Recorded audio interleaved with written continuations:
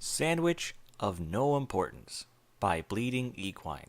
With 11 thumbs up, 7 thumbs down, 3 comments, and 128 referrals. The tag for the story is Slice of Life. Spike decides to make a delicious vegetarian sandwich to fill his hungry tummy. The ponies that star in the story are Twilight Sparkle and Spike. Sandwich, with 1006 words. Spike awoke from his slumbering, scratching his eye crust with sharp claws. He had felt rumbling in his stomach and needed to get sustenance into his mouth. Usually he would drool for gems, but at this point in his life, eating anything other than vegetarian diet wouldn't look good to the ponies around him. He left his chair to the kitchen and opened the fridge. Inside, there was a whole bunch of decadent foods to digest. Spike picked out the ingredients that comprised of cold bread, vegetarian cheese, salad, mustard, and sliced tomatoes. He pulled a plate from the kitchen drawer and set it down onto the table.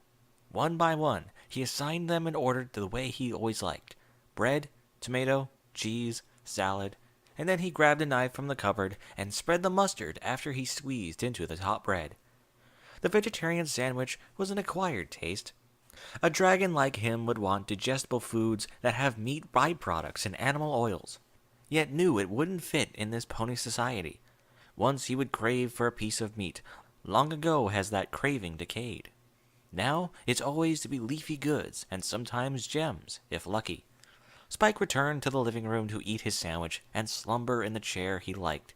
It was furniture that caught his eye during a medieval festival that Twilight and him went to.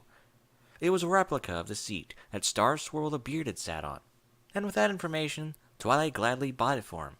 It looked mystical, arcane runes and etched gems made into the overall design. Spike smelled his dinner. It barely had a scent, but had a distinct smell of freshness that he enjoyed.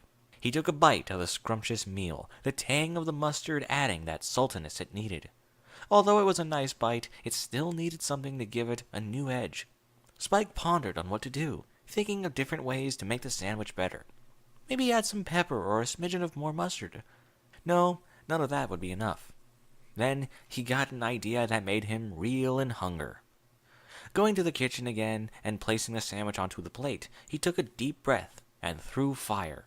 Seeing that the sandwich was flame-broiled, he took a bite and flavored the smoky taste. It was delightful, just what he needed to spice the meal up. It was so good that he didn't notice the lone flame growing on the surface of the wooden table. He returned to his treasured seat and continued to eat happily, the flame spreading over the kitchen and gaining strength over the tree's wooden structure. Finished with his meal, only then did he hear the crackling that spelt doom for his piece. Turning to the sight before him, Spike finally saw the green fire engulfing the treehouse. Combustion would crumble everything in its path if he did nothing, and Twilight would kill him if that happened. Spike ran outside where the bucket and the water faucet were. He desperately turned the faucet for copious amounts of water to flow. The bucket and faucet were usually used for watering the tree, but at this moment gained a new purpose. Into the tree house he went, seeing that the fire had spread even farther into the tree's wall. It was getting closer to the many books that sat in its place. It would be a disaster if they were burnt. Raising his arms, Spike threw the water at the fire, and some of it was extinguished, but there was still some spreading along. He ran outside as fast as he could, going in and out continuously, until the fire was gone. Running so fast caused him to place the bucket onto the ground and sit on it tired. The crisis averted, he could now slumber in his chair as he intended to do before this mess. Spike moved to the chair he liked. A small piece of burnt wood fell from the ceiling and landed to the floor. He relished the moment that he had left in his nice seat. For tomorrow morning there was going to be hell on earth for his actions. Now he could relax and forget about the world, and remember the delightful meal he ate. He knew that Twilight wouldn't exactly kill him for what had happened. That was just an exaggeration in his head. Anything to keep the inevitable horror of Twilight Sparkle seeing her home half burnt and the kitchen ruined from his mind. Spike snuggled into the seat. The thoughts of his punishment would not cease. He began to cry himself to sleep. The next day, Spike woke up with a nudge. Twilight watched him with her big eyes. I can explain. Start. I kinda burnt the house by accident for trying to flame broil a sandwich. Really? Well, I hope you learned your lesson. I'll just fix this up then. Wait, you're not angry? Of course I'm angry.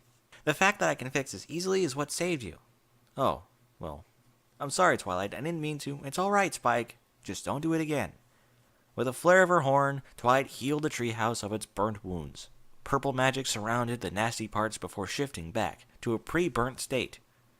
I'll fix the kitchen later. Now I'm off to Sakura's. Don't do anything crazy until I come back. As Twilight exited the home, Spike took a breath of fresh relief and exhaled a massive flame that scorched a whole bookshelf. Seeing what he had just spontaneously done, he sadly lay in fetal position upon the chair he loved so much.